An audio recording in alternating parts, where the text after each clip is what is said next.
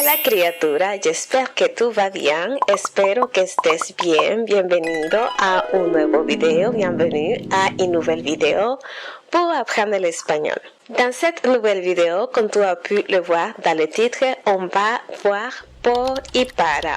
On va enfin apprendre à distinguer quand est-ce qu'on va utiliser l'un ou l'autre. Comme tu le sais, et si tu ne le sais pas, sur cette chaîne, on va explorer ensemble les bases pour apprendre l'espagnol. On a déjà fait une première série où on a vu ser y estar pour enfin distinguer l'un et l'autre. Cette occasion, on va profiter pour faire por y para. Et bien sûr, on va voir d'autres bases en espagnol, la différence entre en y a, mais aussi des conjugaisons, des exercices. On fera tout ça ensemble. Et je te propose aussi des contenus blog où je vais te montrer la vie réelle, l'espagnol de la vie réelle d'un natif. Si tu n'es pas abonné, je t'invite à le faire. Active les notifications pour ne rater aucune vidéo. Je suis aussi sur les différents réseaux sociaux, que ce soit Insta, que ce soit TikTok, que ce soit Facebook. Là-bas, je te partage aussi du contenu, des petites vidéos pour apprendre l'espagnol. Sur Insta, on fait un quiz tous les jours pour pratiquer l'espagnol. Et sur mon TikTok, si tu aimes bien l'espagnol dominicain, si tu aimerais l'apprendre, je te partage beaucoup plus de contenu sur cela. Alors, va vite t'abonner. Et pour aujourd'hui, on commence notre vidéo avec por y para. Por y para. Quelle différence? Alors, ce qui se passe avec ces deux mots en espagnol, c'est qu'on va dire qu'on a l'équivalent en français. On a pour et on a par. Et le problème, c'est qu'on a tendance à croire que pour c'est égal à para et que par est égal à pour. Alors que non. C'est ça la première chose que tu dois te dire. Je vais pas traduire pour para par égale pour.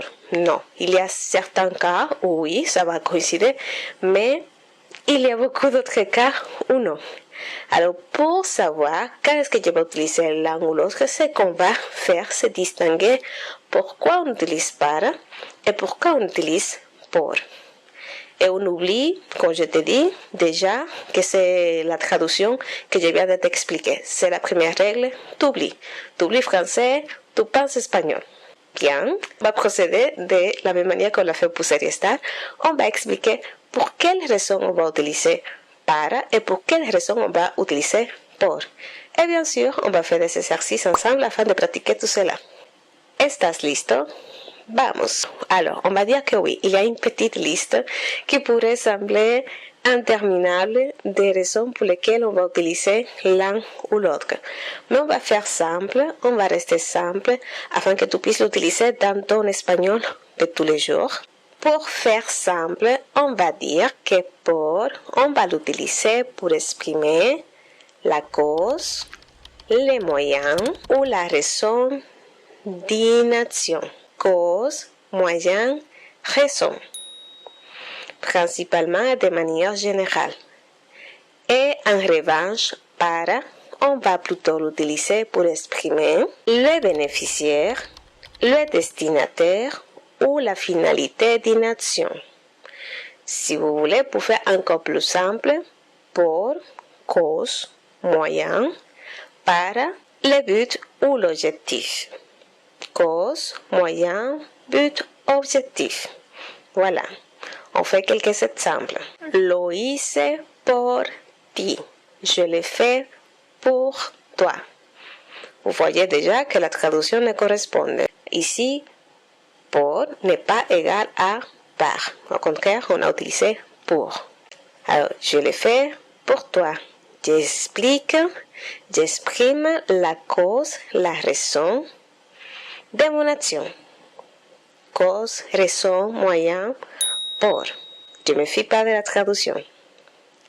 D'autre côté, un exemple avec para. Estas flores son para ti. Ces fleurs sont pour toi. Ici, oui, la traduction elle coïncide, ça peut arriver, mais c'est comme je te dis depuis le début, si tu veux bien comprendre, bien distinguer et bien utiliser por y para, oublie la traduction. Alors, dans ma phrase, estas flores son para ti. Je dis qui est le destinataire, qui est le bénéficiaire de mon action. Para ti. Vous voyez dans les deux phrases, pour ti, para ti. C'est pratiquement la même chose, sauf que j'exprime des choses différentes. Pour, je vais expliquer la raison, la cause, et para, plutôt le bénéficiaire ou le destinataire de l'action. Muy bien. Encore un exemple. Avec por, pasamos por la playa. Nous passons par la plage. Ici, ça coïncide, ne te fie pas à la traduction. Je dis les moyens. Je passe à travers. Les moyens, je sais donc que je vais utiliser por. Par contre, je peux utiliser une autre phrase où je vais dire voy para la playa. Je vais à la plage. Là, je dis quelle est ma destination. Une phrase qui ressemble à l'autre, mais j'exprime des choses différentes. Les moyens, pasamos por la playa. Et la destination, pour mon deuxième exemple, vamos para la playa, voy para la playa. Allez, on fait quelques exercices. Primera frase. No hay función, falta de público. Il n'y a pas de fonction parce qu'il n'y en a pas assez de public. Voilà, la traduction, vous voyez déjà, il n'y a pas ni pour ni para. Mais ici, la phrase, je répète, no hay función, falta de público. On va utiliser qui? Por ou para.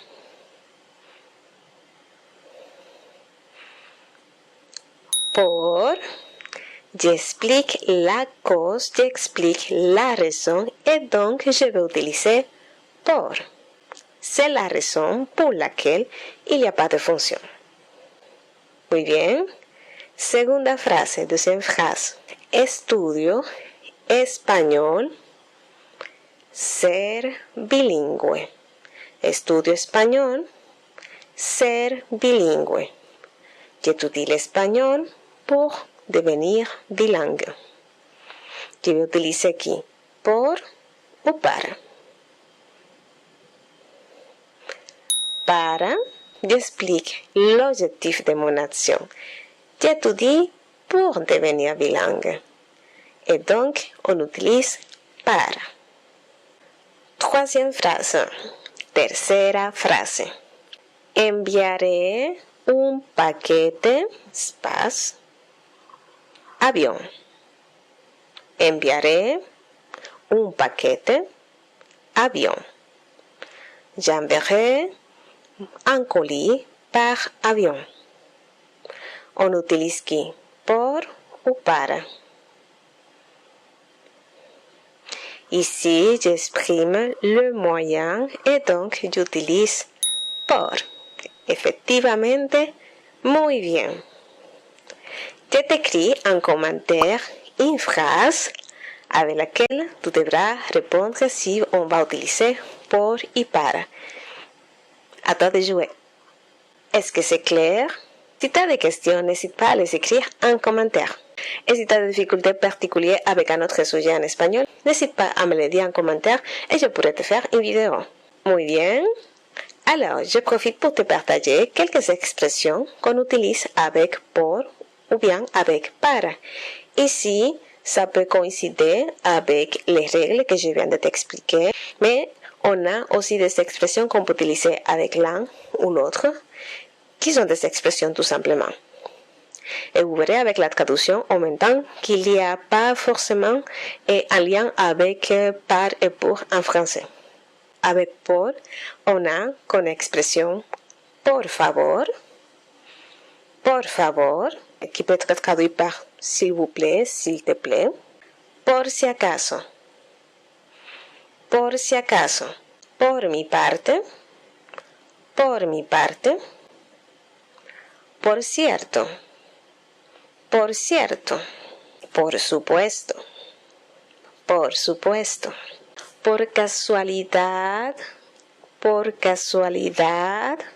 por fin. Et expression avec para empezar, para qué, ¿Para qué?